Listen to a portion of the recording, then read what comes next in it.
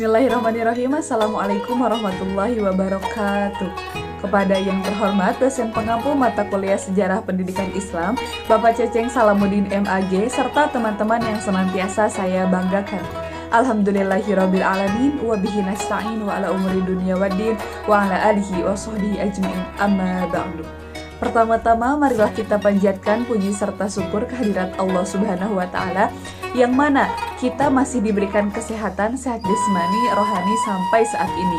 Tak lupa sholawat dan salam marilah kita sanjungkan kepada baginda alam, yakni Habibana wa Nabiyana wa Rasulana Muhammad Sallallahu Alaihi Wasallam.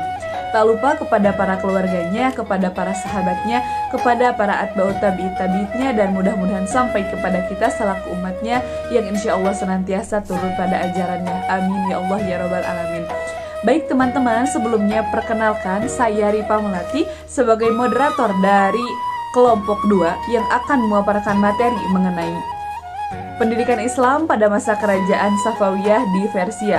Adapun submateri yang akan kami sampaikan diantaranya yaitu yang pertama ada sejarah berdirinya kerajaan Safawiyah, yang kedua ada karakteristik pendidikan Islam pada masa kerajaan Safawiyah, yang ketiga sistem pendidikan Islam pada masa kerajaan Safawiyah, yang keempat ada lembaga pendidikan Islam pada masa kerajaan Safawiyah, yang kelima ada kontribusi kerajaan Safawiyah terhadap perkembangan era modern. Baik teman-teman, untuk presentator diantaranya yaitu yang pertama saya sendiri Ripa Melati, presentator kedua ada saudara Juhda Julhuda Fathus Sidki, presentator ketiga ada saudara Sep Irfan Halim, presentator keempat ada saudari Aida Nur Aini, dan presentator kelima ada saudari Ajmina Suha Awaliyah. Baik teman-teman, supaya mempersingkat waktu langsung saja kepada pemateri pertama yaitu saya sendiri yang akan memaparkan materi mengenai sejarah berdirinya kerajaan Safawiyah. Menurut Dedi Supriyadi, kerajaan Safawiyah berdiri sejak tahun 1503 sampai 1722 Masehi. Kerajaan Safawiyah menurut sebuah gerakan tarekat yang berdiri pada Ardabil, sebuah kota Azerbaijan. Tarekat ini diberi nama Tarekat Safawiyah yang diambil menurut nama pendirinya Saf al-Din, dan nama Tarekat Safawi terus dipertahankan hingga tarekat ini sebagai gerakan politik. Bahkan nama Safawi terus dilestarikan sesudah gerakan ini berhasil mendirikan kerajaan. Dalam sejarah kerajaan Islam, keadaan politik pemerintahannya mengalami pasang surut, kadang mengalami kemajuan dan kadang mengalami kemunduran, khususnya pada periode pertengahan antara tahun 1250 dan 1800. Kemajuan yang dicapai pada periode klasik dihancurkan oleh pasukan Mughal yang berujung pada jatuhnya kekhalifahan Abbasiyah di Baghdad. Runtuhnya kekhalifahan menyebabkan kemunduran dramatis pemerintahan politik Islam. Wilayah kekuasaan Islam terbagi menjadi beberapa kerajaan kecil yang saling berperang. Baik teman-teman, mungkin itu saja yang dapat saya sampaikan. Terima kasih. Baik teman-teman, dilanjutkan pada presentator kedua yaitu saudara Juhda Julhuda Fathus Sidki. Kepadanya saya persilahkan. Ya baik, sebelum saya ucapkan terima kasih kepada moderator yang telah memberikan kesempatan kepada saya untuk memaparkan materi yang kedua mengenai karakteristik pendidikan Islam pada masa kerajaan Safawiyah. Nah baik teman-teman yang saya cintai dan saya banggakan, karakteristik pendidikan Islam pada masa tersebut, pusat pendidikannya berbasis mazhab Syiah. Pendidikan dalam masa kerajaan Safawiyah sangat ditentukan sang mazhab Syiah Imamiyah yang sebagai mazhab resmi kerajaan. Hal ini tercermin pada kurikulum pendidikan yang menekankan pedagogik akidah Syiah. Misalnya yang pertama, konsep imamah, yang kedua, keutamaan ahlul bait. Madrasah dan hauzah serta pendidikan agama sebagai institusi primer yang mendukung penyebaran ajaran Syiah.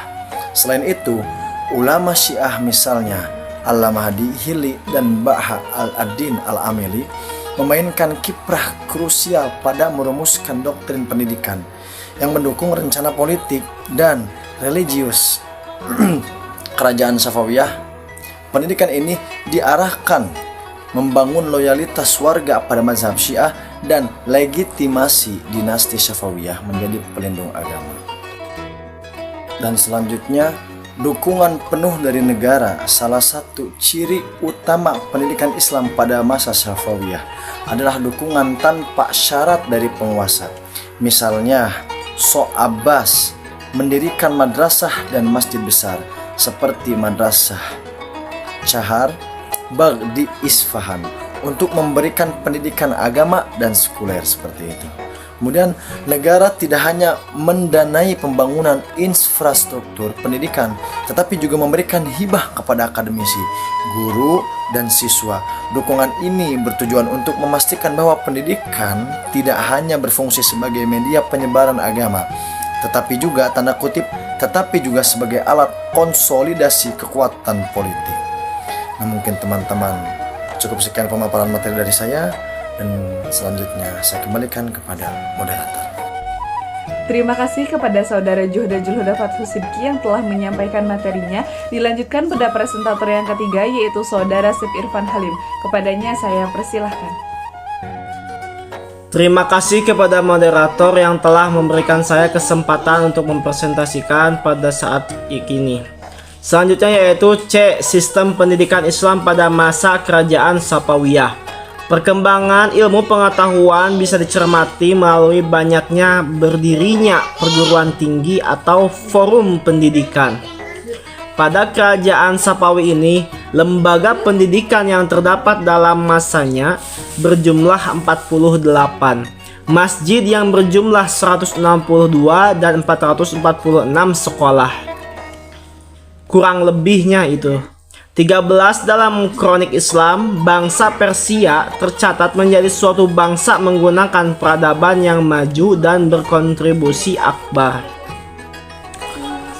terhadap perkembangan ilmu pengetahuan. Keadaan ini berlangsung dalam bahwa pemerintahan Abbas, di mana terjadi Renaissance yang membangkitkan balik kemegahan Persia kuno di era Abbas I. Stabilitas negara berhasil diwujudkan, yang mendorong terciptanya sebuah lingkungan yang mendukung untuk perkembangan ekonomi dan ilmu pengetahuan. Kemajuan ilmu pengetahuan terlihat memakai didirikannya sejumlah perguruan tinggi atau institusi pendidikan selama pemerintahan Kesultanan Safawi.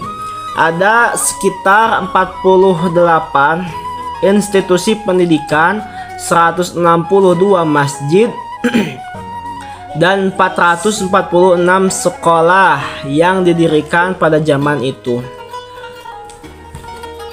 Riwayat mencatat bahwa sebagian besar sekolah dan institusi pendidikan ini didirikan oleh anggota keluarga kerajaan, sementara lainnya didirikan sang para senang memberi atau individu kaya yang biasanya dikenal menggunakan madrasah. Terima kasih kepada Saudara Sip Irfan Halim yang telah memaparkan materinya. Dilanjutkan pada presentator yang keempat, yaitu Saudari Aida Nuraini. Kepadanya saya persilahkan. Terima kasih kepada moderator yang telah mempersilahkan saya untuk menjelaskan materi tentang lembaga pendidikan Islam pada masa kerajaan Safawiyah. Kelebihan lembaga pendidikan pada masa ini adalah lembaga pendidikan mendapat dukungan penuh dari pihak kerajaan dan keluarga. Karena pendidikan dijadikan sebagai landasan penyebaran ideologi Syiah.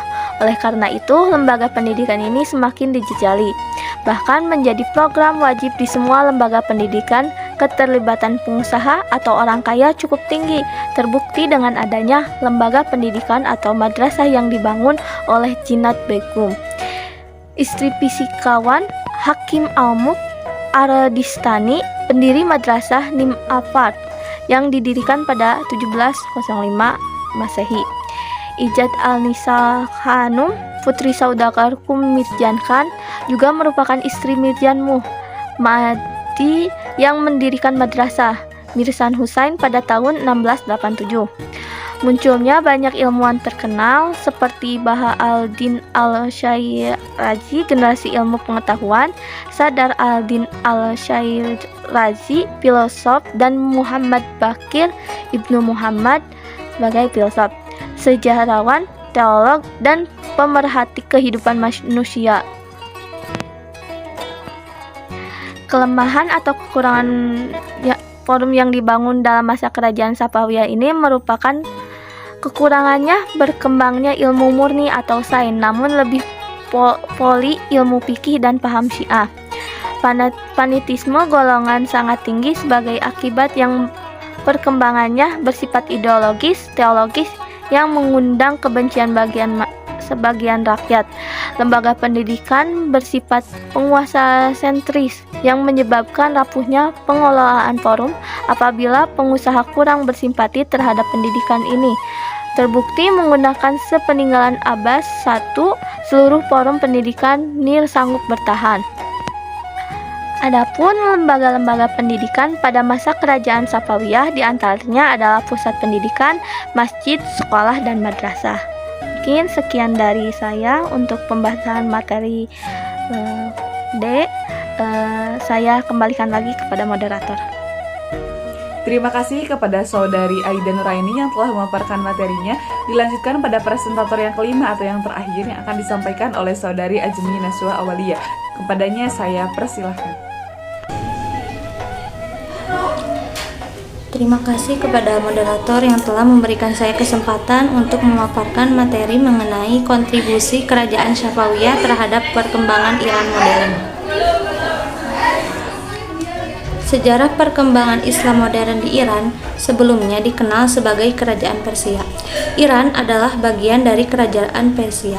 Sejak tahun 1935 ketika Raja Reza Khan, pendiri dinasti Pahlavi, dan ayahnya Shah Muhammad Reza memerintah, dan sebelum penumbangan dinasti Pahlavi oleh Ayatullah Khomeini pada tahun 1979. Istilah Persia diganti dengan Iran, suatu nama yang pernah digunakan oleh nenek moyang bangsa Iran di dataran tinggi yang dikuasai pada tahun 1700 Masehi. Dan disebutkan bahwa pada masa kekuasaan Darius, kata Iran pernah digunakan untuk negeri kekuasaannya. Dalam perang Qadisiyah pada tahun 637 Masehi, Imperium Persia jatuh ke tangan kaum muslimin di bawah pimpinan Umar bin Khattab pada tahun 634 sampai 644 Masehi. Kemudian dalam peperangan Nahrawan pada tahun 641, seluruh Imperium Persia yang saat itu dipimpin oleh Raja Yazdagir jatuh ke tangan kaum muslimin. Setelah itu, orang-orang di Persia Iran yang sebelumnya menganut agama Zoroaster mulai menganut agama Islam.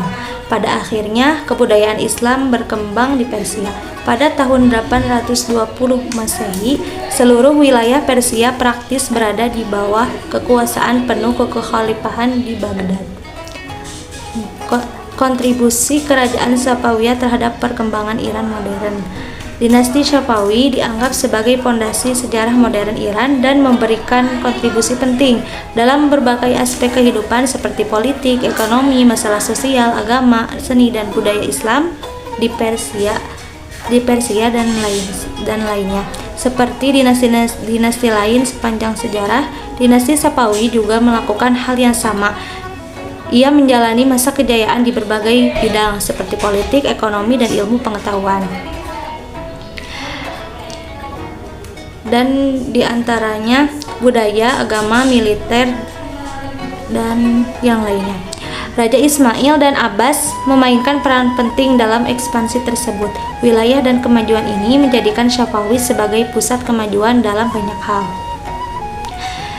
Yang pertama, bidang politik. Perkembangan politik dinasti Safawi terlihat melalui kekuatan militer dan penguasaan wilayahnya yang kuat, struktur administrasi negara yang luas dan terorganisir dengan baik. Pasukan Gram menjadi pendukung utama kekuatan militer Safawi, menjaga kerajaan tetap aman dan tertindas pemberontakan yang mengancam stabilitas. Yang kedua ada ilmu pengetahuan dan kebudayaan. Tradisi intelektual Persia berlanjut hingga masa pemerintahan Syafawi. Sejumlah cendekiawan terkenal sering hadir di istana seperti Baha al-Din al-Shirazi yang menguasai berbagai bidang pengetahuan, Sadr ad-Din al-Shirazi sebagai filsuf, dan Muhammad Bakir ibnu Muhammad Dimad yang merupakan sejarawan, teolog, dan ilmuwan. Yang ketiga di bidang pemerintahan. Sistem dan administrasi mengalami perbaikan pada masa pemerintahan Ismail. Memerintah dengan memperluas wilayah kekuasaan. Dinasti Syafawi dengan bantuan Kizilbas dan dia tidak hanya mampu menguasai Persia Barat dan seluruh Eropa. Ismail juga menjalin hubungan dengan Inggris, Spanyol, dan Portugal. Dan yang terakhir ada pada bidang ekonomi. Stabilitas politik dinasti di bawah Abbas atau jelas mendorong perekonomian saat itu. Hal ini terutama terjadi setelah kepulauan Homs diambil alih dan pelabuhan dipindahkan dari Guntung ke Bandar Abbas. Penguasaan kota ini membentuk salah satu jalur perdagangan maritim reguler antara timur dan barat. Kepemilikan kerajaan Safavid sempat diperdebatkan oleh Belanda, Inggris, dan Perancis. Selain sektor-sektor perdagangan dan pertanian juga mencapai puncak kemajuan di bulan stabilnya subur. Demikian pemaparan materi dari saya kembalikan kepada moderator. Terima kasih kepada saudari Azmi Naswa Awaliyah yang telah memaparkan materinya. Baik teman-teman, mungkin itu saja yang dapat kelompok kami sampaikan. Kurang lebihnya mohon maaf dan terima kasih atas perhatiannya. Wabillahi taufiq wal hidayah. Wassalamualaikum warahmatullahi wabarakatuh.